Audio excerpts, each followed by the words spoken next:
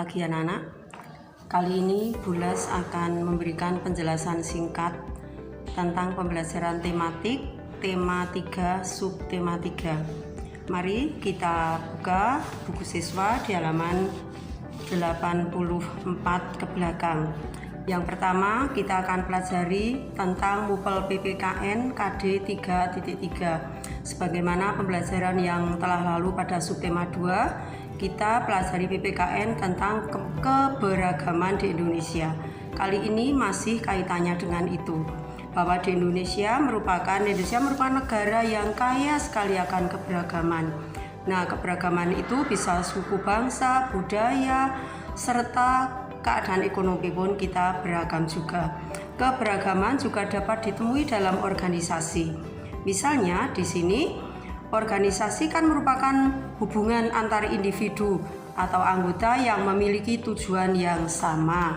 Nah, anak-anak, apa atau tujuannya? Kan tadi tujuan untuk kerjasama, tentu saja kita adalah untuk mencapai tujuan bersama. Nah, di sini tujuan organisasi menjadi organisasi itu punya tujuan, yaitu selain menuju untuk mencapai tujuan bersama sebagai alat pemersatu bangsa. Jadi adanya keberagaman itu jangan menjadikan bangsa kita terpecah belah, tapi untuk lebih bersatu. Nah, di sini ada keberagaman yang menjadi kekuatan untuk menyelesaikan permasalahan organisasi. Contohnya organisasi di sini tentang organisasi P3A, yaitu Perkumpulan Petani Pemakai Air. Nah, Perkumpulan Petani Pemakai Air ini akan sangat mereka harus harus bekerja sama betul-betul dalam waktu atau dalam masa musim kemarau. Kalau kita pada masa musim kemarau tidak ada kerjasama di antara para anggota P3A ini, maka mereka akan berebut air. Untuk itu, supaya mereka tidak berebut, mereka akan bekerja sama, nanti membentuk kesepakatan, ada pembagian waktu. Misalnya 3 jam untuk daerah sana, 3 jam untuk daerah yang lain lagi, yang lain nanti untuk berapa menit lagi, begitu. Oke, nah di sini yang menggunakan air pada saat itu sangat banyak adalah para petani sawah dan para pengusaha ikan atau pada peternak ikan. Mereka akan membutuhkan air. Kalau mereka tidak menggunakan sistem ini, mereka akan berebut air dengan seenak sendiri. Maka ini sangat bermanfaat.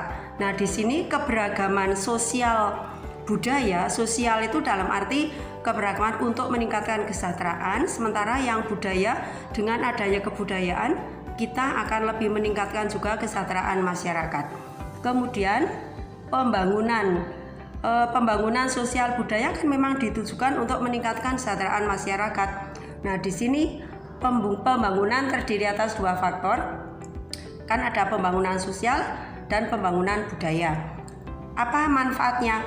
Menumbuhkan rasa nasionalisme sebagai sumber pengetahuan dunia. Kemudian memupuk sikap toleransi sebagai identitas di mata internasional. Kemudian sebagai ikon pariwisata juga. Oke. Kemudian mari kita lanjutkan ke MUPEL Bahasa Indonesia KD 3.4. Di sini kita masih bicara tentang iklan.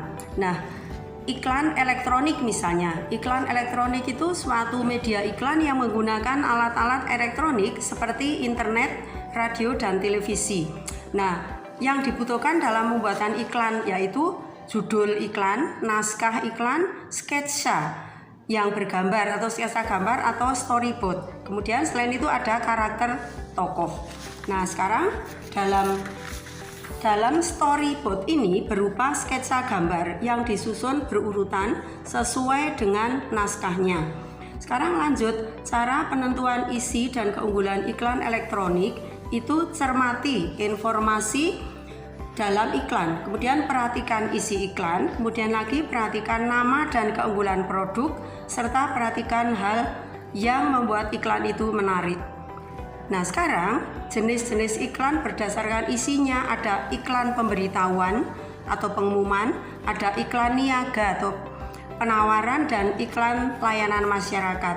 iklan pemberitahuan itu iklan yang dimaksud untuk khalayak orang banyak, seperti contohnya ada iklan berduka cita di surat kabar itu kalau dicetak. Tapi kalau di televisi ada, karena ini iklan media elektronik, di televisi kadang-kadang ditayangkan seperti waktu itu meninggalnya ibu dari Bapak Jokowi, kita pernah lihat semua di sana.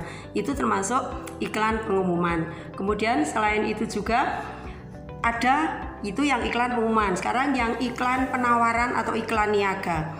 Iklan penawaran atau iklan niaga itu iklan yang ada kaitannya dengan jual beli. Seperti kalau anak-anak melihat di internet ada penawaran mobil, ada penawaran rumah dijual sebuah ruko ukuran sekian, di alamatnya ini harganya sekian, nego itu misalnya.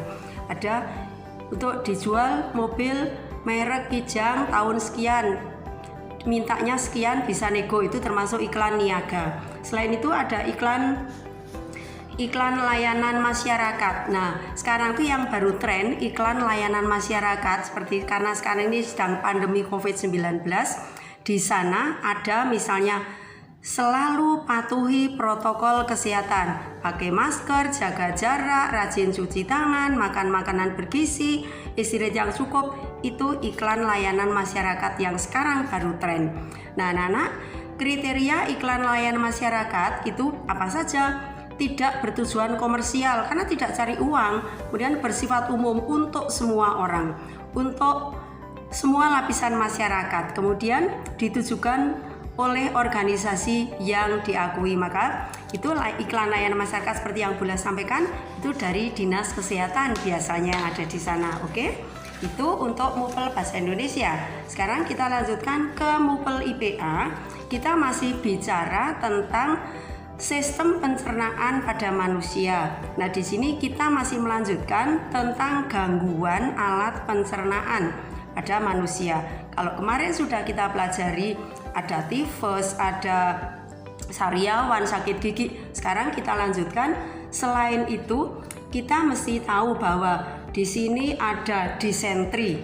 Disentri itu menyerang usus, penyebabnya adalah bakteri amuba. Kemudian ada cacingan. Cacingan itu yang biasa terserang adalah anak-anak. Penyebabnya kurang menjaga kebersihan. Kemudian ada wasir atau ambeien. Itu berupa gangguan pembengkakan pada pembuluh darah bagian anus. Kemudian ada malnutrisi atau kurang gizi.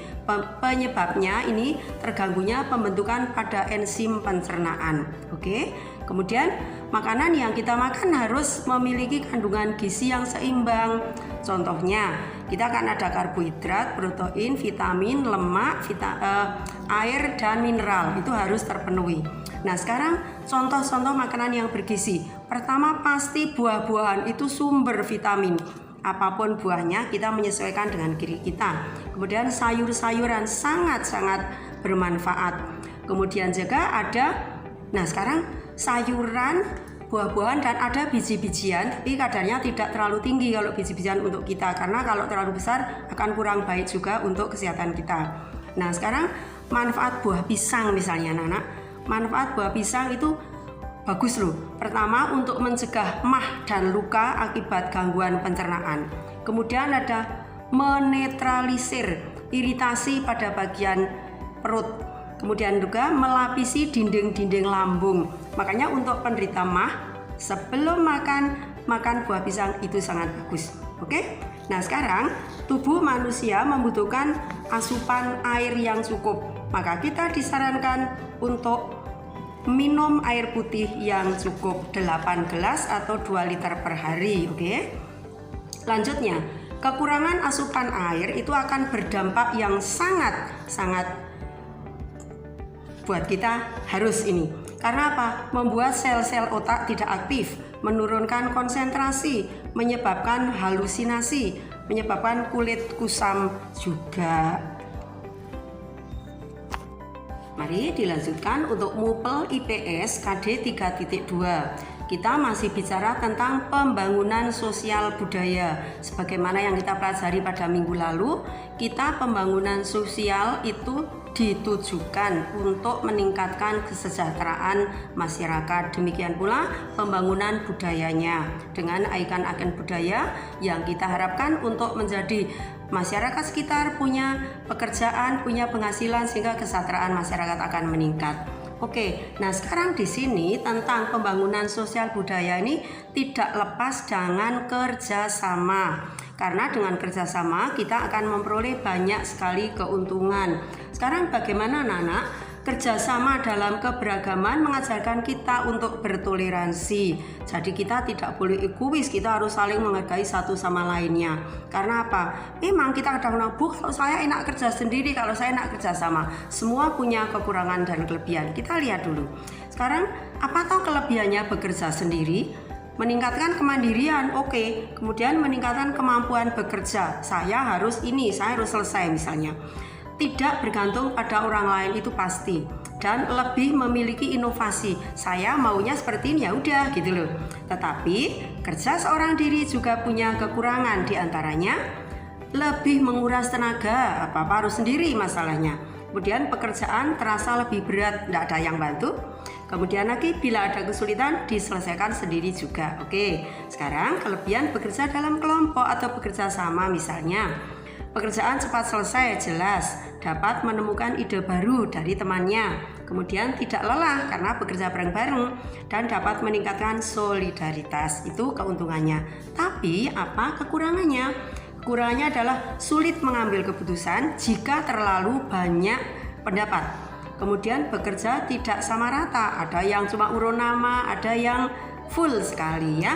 Waktu yang diperlukan lebih lama karena untuk menyamakan pendapat itu. Sekarang contoh manfaat keberagaman sosial budaya apa?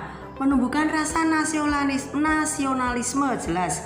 Benar, sebagai identitas bangsa dalam mata internasional, memupuk sikap toleransi sebagai ikon pariwisata dan sebagai sumber pengetahuan dunia. Oke, itu MUPEL IPS. Kita lanjutkan ke MUPEL SBDP KD 3.3. Di sini kita akan bicara tentang 3.2 ya.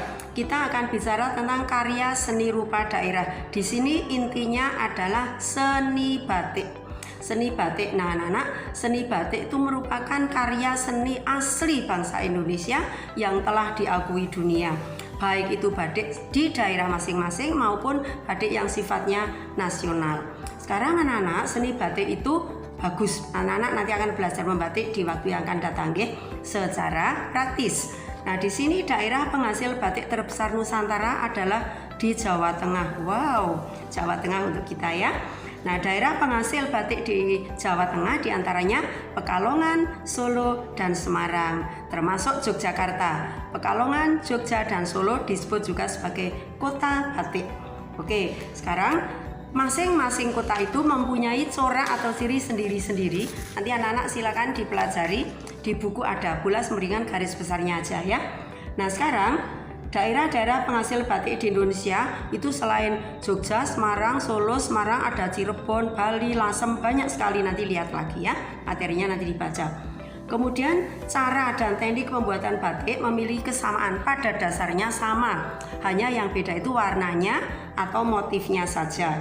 Sekarang karya seni batik dapat dibedakan menjadi dua, seperti tadi saya sampaikan, batik tradisional dan batik Nusantara atau batik modern. Nana, tentang batik ini ada modern, ada yang tradisional, masing-masing punya ciri dan punya tujuan. Nah, sekarang teknik pembuatan batik dibedakan jadi tiga, yaitu batik tulis, ada batik cap, dan ada batik cetak atau sablon. Yang paling mahal harganya adalah batik tulis karena pembuatannya lama, telaten karena pakai tangan, tapi hasilnya lebih bagus, makanya harganya mahal juga. Nah, sekarang kalau makna dan motif batik itu masing-masing punya makna sendiri. Nanti anak-anak baca saja materinya karena ini banyak, kalau bulas menerangkan nanti lama sekali. Nah, sekarang alatnya saja. Alatnya adalah ada canteng, ada malam, satwa warna, wajan, penggorengan, dan sebagainya. Oke anak-anak, itu sekilas pembelajaran tematika subtematika. Selamat belajar, sukses buat kalian.